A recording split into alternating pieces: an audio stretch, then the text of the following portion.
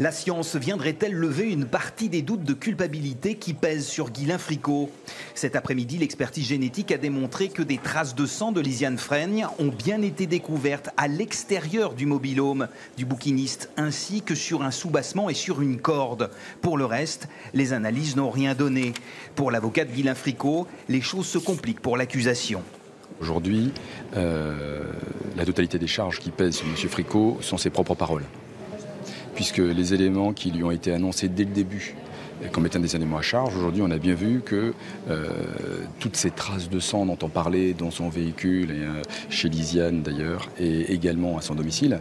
Alors d'abord il n'y en avait pas dans son véhicule, il n'y en avait pas chez Lisiane, et à son domicile on a deux micro-traces, effectivement. D'ailleurs c'est des éléments en latence et qui ne peuvent pas correspondre en fait à ce qui lui était reproché.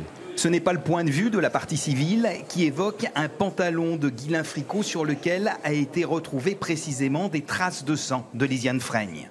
Néanmoins, on trouve du sang, et l'accusé continue à dire qu'il n'y en avait pas beaucoup, mais que néanmoins il a dû lessiver.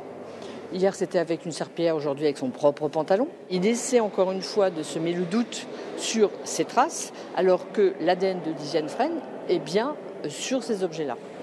Une autre partie du voile sera levée ce vendredi. La morpho-analyse devrait en effet livrer d'autres informations sur la nature des traces et leur disposition à l'intérieur du mobil-home.